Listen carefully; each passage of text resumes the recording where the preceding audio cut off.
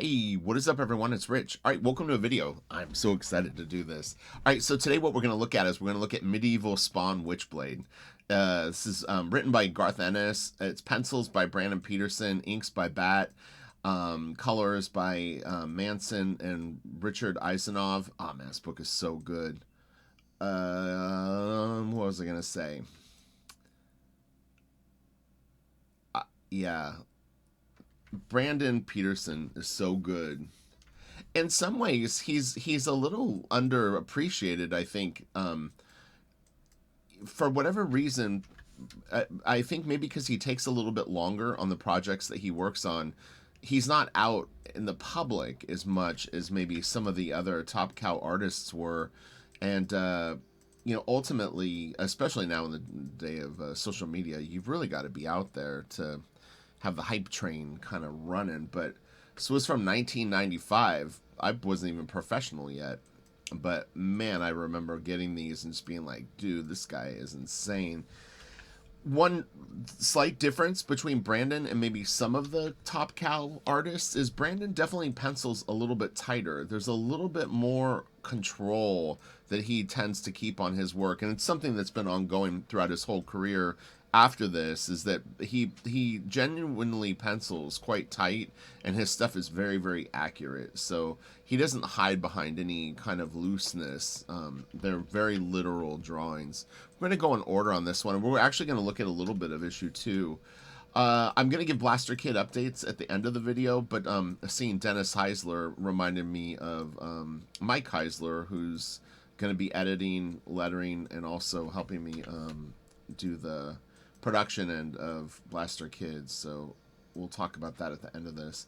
So we've got Garth Ennis wrote it. Brandon Peterson penciled it. Bat and Joe Weems. Well, Joe inked one page. Ashby Manson, and then computer colored by Richard Isanov. So Ashby Manson then probably did color guides, meaning that they were marker or some sort of dyes on paper, and then it was interpreted by the computer coloring of these fine artists. Furcow is amazing. I really hope one day I can have Steve Furcow color something of mine. That would be so badass. I love his work. I'd love to have Liquid color something too, one of the Liquid guys, but we'll see. All right, so opening shot. This is so funny because I remember, like, this is such a weird part of the story only because it's so different than anything else that really happens in it. But we've got a guy on a park bench, and I mean, even this is very, very nicely done. Got 3 panels, just, beautiful establishing shot. This, and again, there's just no bullshit in Brandon's stuff. He's so good. And he drew this. I always kind of joke with city scenes and stuff like that because people get a little tricky now. Some influences that you'll see in Brandon's stuff. Definitely some Michael Golden. I think that he's influenced by Silvestri or Jim Lee. I mean, at Marvel, he definitely had more of a Jim Lee thing. But I think Brandon ultimately really did kind of carve out his own sort of look, in particular as he moved along. He's very forward thinking with technology too. I'd be curious of what he's up to now with all the stuff that's been going on, because he definitely seems to embrace each sort of new iteration of things that come out. You got some funny little like name dropping here. Dave Finch, Anthony Wynn. These are all artists at Top Cow. And on top of it, Brandon is a really nice guy. All right, here we go. Here's some medieval looking stuff. The Pyrenees, 1175 AD. Bad guy. And the hottie. You know she's hot because of her outfit, and she's squatting. I am the man you will make you truly mighty. I'm the man who will make you truly mighty. He's Mighty Man. You didn't like that joke, Kitty? Okay, I'm sorry. My cat's always a critic. All right, let's go. This is cool.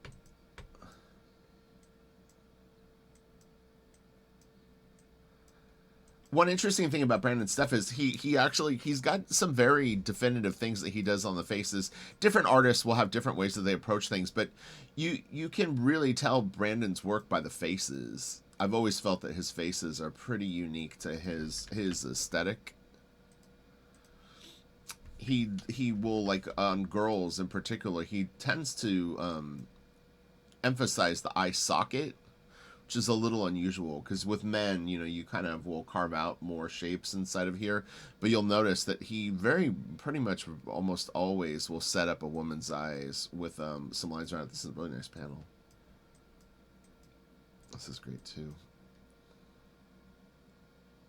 He's got pretty cartoony shapes. It's interesting because this reminds me a little bit of Dan Norton, who Dan worked at Wildstorm, but Dan ultimately ended up having kind of like a little bit of a fantasy sort of look to his stuff, and he went on to work on I think video games and movie stuff, animation and whatnot. He worked on a pretty big animated series. I can't think of the time. This guy looks like Spock, but great hands, really kick-ass monsters.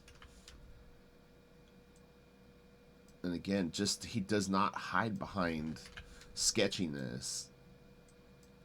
And, look, Bat was absolutely on fire. He still is great. But, man, he was so good. These two together, really Bat on anyone is always amazing. Joe Weems too, of course, but yeah, I mean, Bat had like insane control, really really beautiful like line work, and he's just a great inker. This is awesome. It's funny seeing because I'm a huge fan of fantasy content, Dungeons and Dragons, fantasy movies. But I mean, this was a little different, for comics in the 90s. There wasn't a lot of fantasy books. And in fact, if you ever hear interviews with Joe Madureira talking about going into Battle Chasers, it was a bit of a gamble doing something non-superhero at the time. But, funny enough, they dipped their toe in it with this medieval Spawn stuff a little bit before. Look at that. Man, it's great.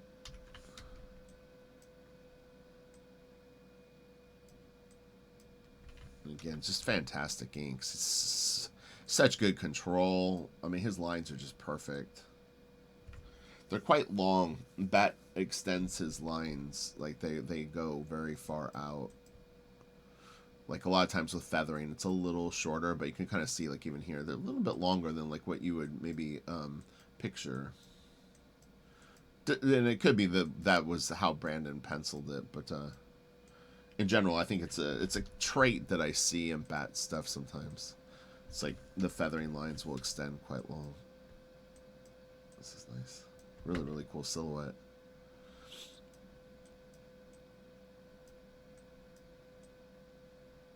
Oh, that's awesome.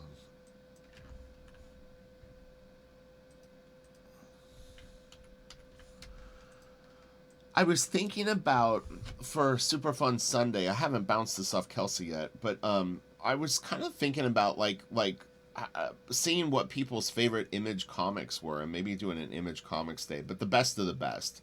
The issues, the exact issues that you think are the best, not just like I loved da da da like this title, but it would be kind of fun to maybe look at 5 or 10 books that people consider the cream of the crop of the 90s Image stuff. Image has gone on for a long time, but maybe this era, since there's a lot of nostalgia to it for people. This is nice. Her arms are big. That arm it looks huge. I think it works though, but it seems long and wide. This is funny. Her hair is so long. Katarina. Nice wood grain going on there.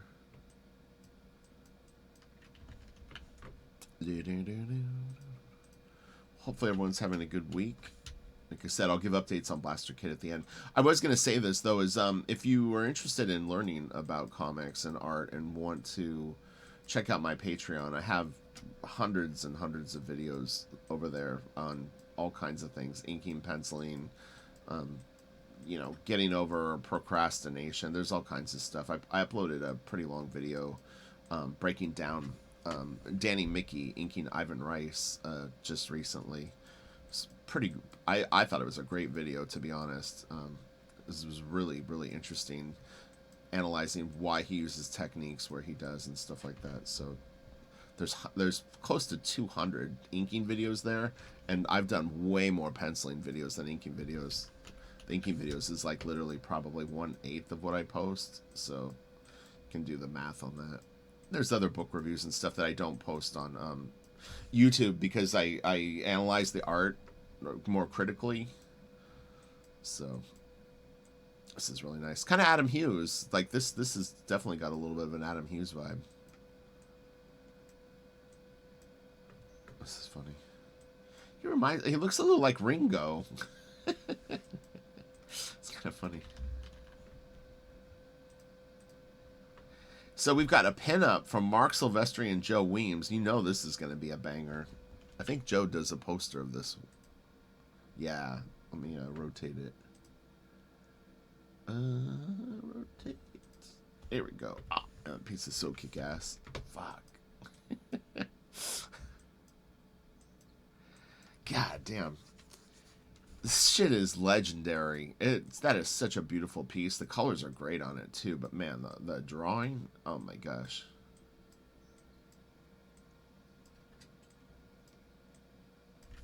That is incredible. Where did Ashby Manson go? Do they still color? I haven't seen that name in forever. They might have gone on to greener pastures and left comics. God, I could look at this all day. I want to make this a poster now for my office. That's very, very cool. Yeah, man, that's nice. Delicious. All right, let's continue, my friends. We're going to look at 2 issues. There's 3. The series is 3, but we're going to look at the first 2 books. So you think that's a good idea too, Kitty? Okay, thank you. Yeah, so here you can kind of see this. So he draws fairly large eyes on the women. You'll see that he carves out the eye socket a bit more, and he'll also put lines around the mouth. Those are all little Brandon Peterson things. You think so too, Kitty? Oh, okay, okay. Sunshine's out, right? You like that. I've had tons of rain here, so my cat is stoked that it's a little sunny this morning. Yeah, I know, Kitty. Man, her arm is awesome. The armor.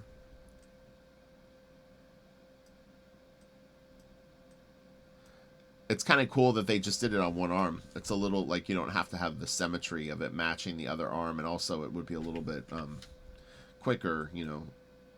You don't have to deal with drawing all that detail on, like, every part of her body. I was trying to remember. I guess in the book, it is one arm, huh?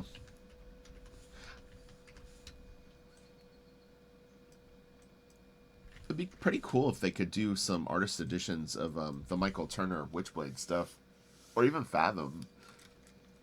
Those would sell great. You know, they definitely would have black and white files. They may not have the RGB scans, but they could definitely, I think, put together some black and white reproductions of that stuff, because they're really nicely drawn, and then the inks are great. I have I have it in my office right now. That's how much I like it. The Superman Batman Michael Turner graffiti graphics one, but that's all shot from his pencils. But oh my god, it's so good.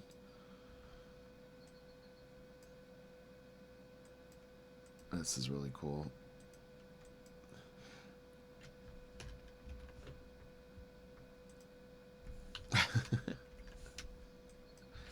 He's very straight up and down.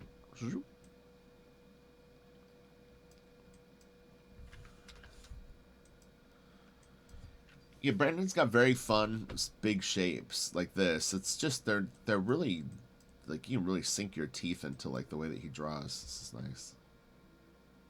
God, man, So incredible. You know, I was talking about, like, I mean, I didn't work at Top Cow, but I worked at Wildstorm.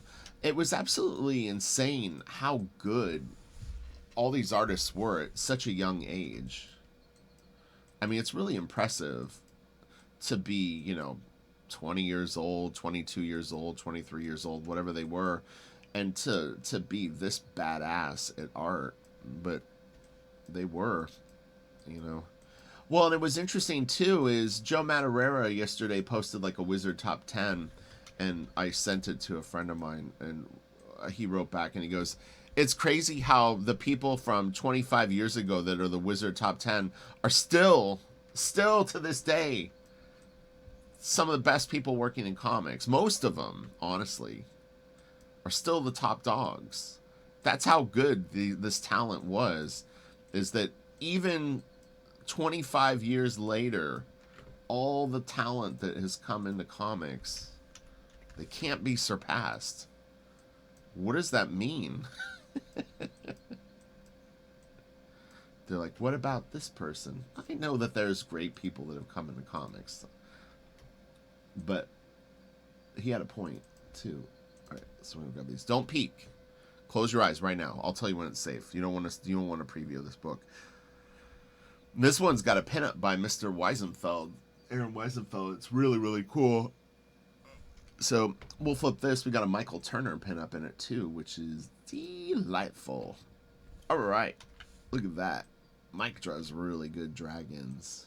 Very different style. I mean, it's kind of neat to see D-Tron and Mike versus like the Silvestri pinup. Mike has got more blips and bloops, or D-Tron puts more of the little, like, do you see the little dots with the inks and stuff like that? I could probably make this gray and pull out a little bit of the color. Yeah, you can kind of see it. But yeah, there's a lot of little blips and bloops all through here, and you see all these little thick areas. Like even this, they're pretty chunky lines. It's not exact. Well, it's not really how Bat inks, and even this stuff is more crusty. Let me pull out one more layer of gray. Yeah, that'll work. Eats up the lines a little bit, but yeah, they had a very almost like organic, like looks like volcanic rock or something. But yeah, it's much looser. Really, really cool though. Okay. All right, we can shut this, and then we'll start the front top of the book for the actual thing. All right, so this is issue 2 cover. Really, really nice cover. Quite action-packed, and man, it is badass. This is getting me fired up, man. This is some good shit. 96. So this came out the following year. Not saying that it took a year to do, but the other book came out. Oh, this is June of 96. So this did actually, man, hold on. Now I'm dying to see. Let me do this really quick. I'm curious of when issue 1 came out. May of 95? No, this piece was done in 95. This came out in May of 96, I bet. And then the other one came out in April or June. So 2 months later. That would make the most sense. But this piece was done in 96. Man, that's awesome. I actually really like how he did the buildings behind him. They're a very like steep angle, like we're really, really underneath them, and they're getting foreshortened in a nice way. It's a nice touch. He didn't need to put a lot of it up there, but he put just enough where it actually looks really cool, and this is awesome. This is nice stuff. Really, really good. Who was the editor on this? Oh, David Wool. And we got Tim Townsend stepping in to do a little bit of work on this issue. We'll see if we can spot his stuff if I remember to keep an eye on it. And coloring looks the same, I think. Any pencil assistance? Doesn't look to be. All right, let's go. Ooh, that's cool. I really like how they colored this. The metal, that's a nice, like, really nice effect. This is great. He does the best, like, smoky clouds with, like, rendering in them. But to me, it does remind me a little bit of maybe something like Michael Golden would do. But man, that's great. And the way that it's inked looks killer. This is awesome. And then this. His shoulder pads look like you could like use it to pull like cat hair off of a chair or something if you brushed him. There we go. Some destruction. This is like the cleanest destruction ever. The most perfectly drawn war that has ever happened. There's no trash. There's just sticks. Sticks and rocks.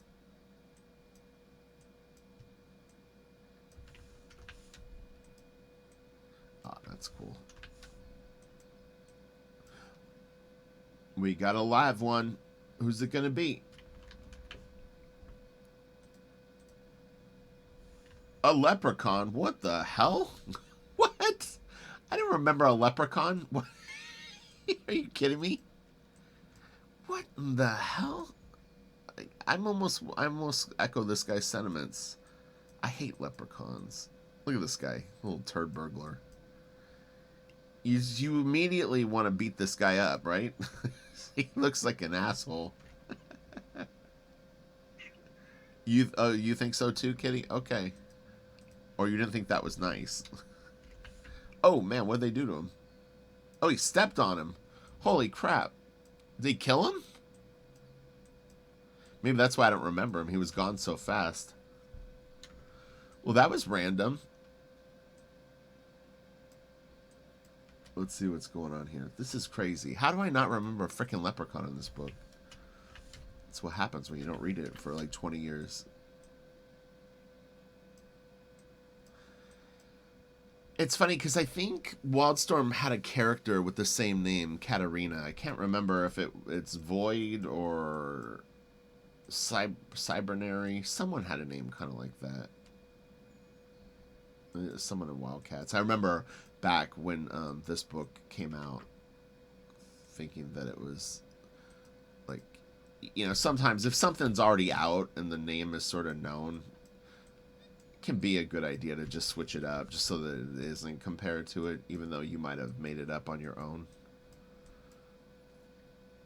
Sometimes you fall in love with the thing and you just want to keep it the way you had it. This is very Michael Golden. But again, you can see just how crispy clean everything is. It's drawn so literally.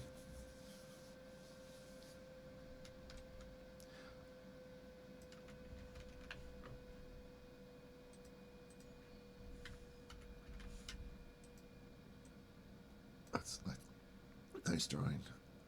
I like this. The wrap over this and then the folds coming out of it are really, really nice touch. This is cool. Oh, wow. Awesome.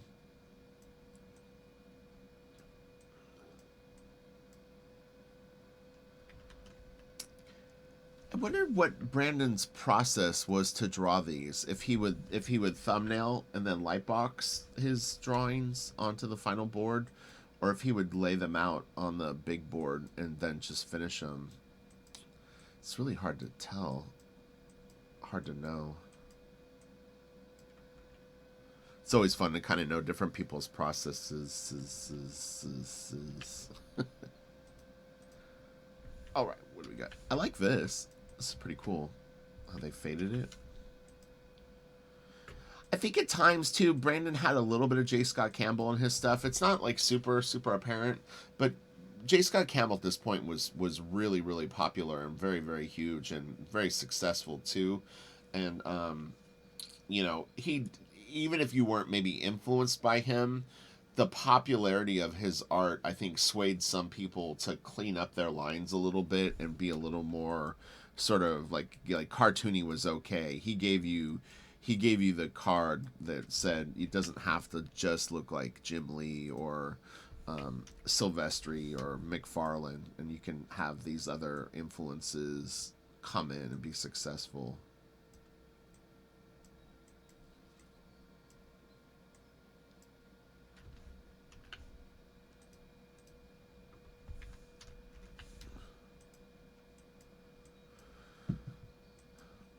Madureira too. I mean, Madureira blew up. Well, I mean, he was popular, I think, in like 95, 96, but he really got rolling like a year or two later when he started really getting good. then his stuff started to become very influential. Maybe like 96, 97, he started to pick up steam.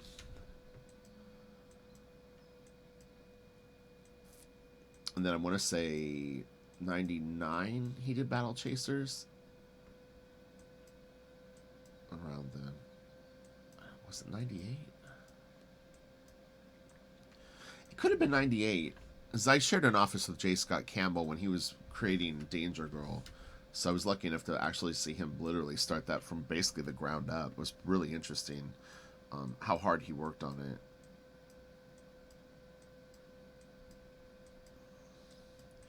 How much thought went into creating it all. Well, I mean, the Danger Girl sketchbook you can get is really, really good and shows a lot of the process that he would go through.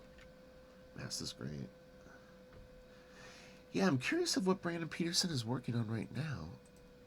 He's got to be doing something. Okay, here comes the Aaron Weisenfeld pinup. This is a really cool pinup. It's very different than stuff that you might have seen at the time. Let me lighten it a little bit. Oh, print it a little dark. Or not print it a little dark. It's a little dark in this book. But yeah, I mean, Aaron was really kind of going to another place at this point where some of like his more unique influences were coming out, and he could really, really flex perspective and drawing things like forms and making them like super, super functional looking in a stylized way. But man, this is all kinds of badass. Imagine, like, what's so impressive about this is not just that it's a very cool drawing, but he didn't probably get any kind of,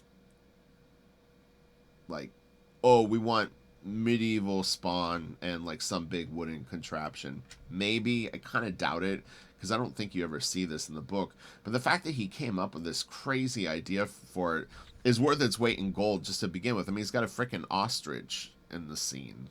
Like, it's just crazy what his imagination would come up with. It's so freaking good. I love the guys like on the thing too. It's really, really cool. The chains hanging off of this so they can get in, or part of the mechanics of it. That's a great piece. Okay, we can shut this. We don't need that. And let's go a few more pages. Then I'll give you some Blaster Kid updates. We are off to the races.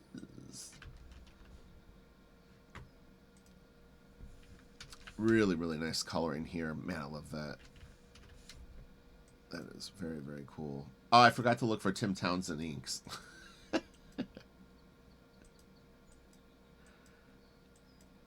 I don't think this is Tim.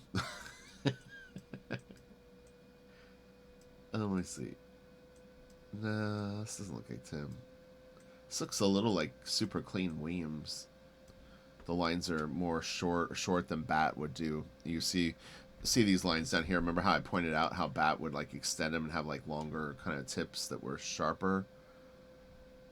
Yeah, this doesn't look like Bat to me. I mean, it could be, but I don't think it is. It's little nuances. Like I said, if you go check out my Patreon, watch me break apart Danny Mickey's stuff, you'll learn a lot. Because I hesitate to use the word I'm an expert, but I'm kind of an expert. I can really break down stuff quite good now. Pencils or inks, but the penciling I don't have as much experience, so there's still things that go far beyond me. But for inking, I pretty much, you'd be hard pressed to fool me. Although, I mean, definitely, I mean, I've said this before in the past, there's a couple of things that can trick you. Is like, if you're looking at digital files, it can be sometimes difficult now to tell if it's digital or traditional inking, just because the reproduction can trick you. There's still tells. And then the other thing would be, sometimes people have low-res scans, not just of comic books, but I've had people send me stuff where it's like, they're lower res, and it becomes difficult to tell just based because you can't, the clarity of the image itself isn't very good. But in general, if I can see it, I can tell you what it is.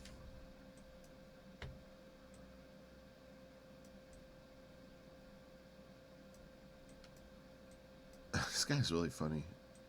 He doesn't look like Ringo no more. Whoa, Egyptians? What is this?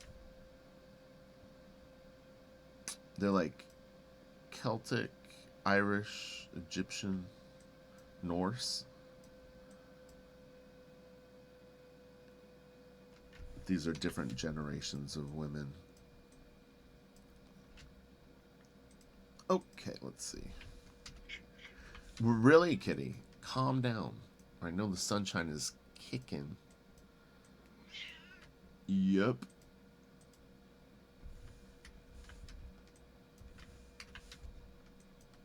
All right, so we should be wrapping this up here. And this is Medieval Spawn Witchblade by the incredible Brandon Peterson. Brando, as he signs his work.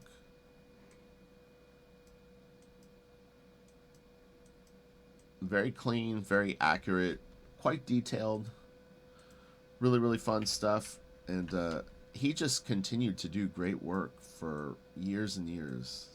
His sketchbooks are fantastic too. If you ever have an opportunity getting his sketchbooks, they're generally pen-ups. It's not as much methodology as pieces, but they're really, really cool. And again, you can, he was an early adopter of some digital inking techniques. He was an early adopter of using 3D models and stuff like that in his work. He's very forward thinking. So, okay, I'll leave it on this, and then let me give the Blaster Kid updates really quick. So I had a phone conversation with my editor, who I brought on just last week. So this is all new stuff. I haven't had an editor on the book before. I always wanted to hit Mike Heisler up about this, but for those of you that don't know who Mike Heisler is, Mike Heisler was editor-in-chief at Wildstorm at probably one of the greatest points of Wildstorm, besides the early days when it first started. But I met Mike then. He was the creator of Union. He wrote Union for Wildstorm also, before he was editor-in-chief. He's a professional letterer that's worked lettering comics for everyone. I mean, I see his name in Mobius books, Mignola, all the way up to current stuff. He's lettering Joe Benitez on Lady Mechanica, I believe now. So Mike and I talked on the phone for almost 2 hours yesterday. I sent him the full script for Blaster Kid and also a lot of the lore and even stuff that starts to spill into the second and third books. And we went over everything. I told him my concerns that I had in terms of being too close to the project at times.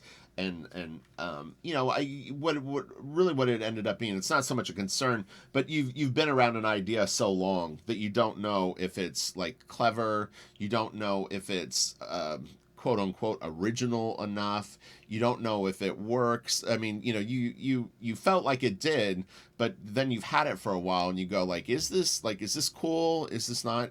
So it was really, really great to get all the feedback. And it really, I think it cemented a lot of things for me, and it was very, very exciting. And I feel just after talking with him, I have such a better focus than I did before, because now I don't like the fact that he went like, this works, this works, this works, this works, this works, this works. I don't have to doubt it anymore or like second guess it. So it's a pretty exciting place to be, where you've given it to someone who you've told, hey, like if something isn't good, tell me. So there was none of that, other than that he had ideas that maybe could compound the stuff that I had, where it's like, this is cool, but what if like you did this too? And so we brought in some other things, and then again, there's more backstory going into the first issue, which I think will be really cool too, where there were scenes that I had that were more lore based, that will be in the first issue. And I mean, we pretty much worked out the first 3 books, in my opinion. He may not realize it, but it basically gave me the ability to feel like definitely the first 3 books I feel very confident in what I'm doing. And then I told him my ideas for the following 2 series actually after that, where it starts to ramp up even more. And he seemed pretty into it, so it's very exciting. So anyway, but I'll start posting more art online next week. I'm gonna work this weekend on just some personal drawings that I wanted to do, and then also write the stuff that I wanted to write in addition to what I had. So that'll take probably 3 days is my guess. I'm pretty fast at writing, but also, sometimes it can be a lot. It doesn't all go in the book. I'm not a fan of like super wordy books, but just to get the idea down, sometimes you have to write a lot. So, okay, I will talk to you guys later. Have a great day. I really enjoyed looking at this. Super tempted to look at the third book, but we'll leave it for another day. This video will be long enough as it is, and I need to get to work. So, all right, you guys have an awesome day. I'm going to go shoot a video about hands and arms for Patreon and then get to work. So, I'll talk to you later. Bye.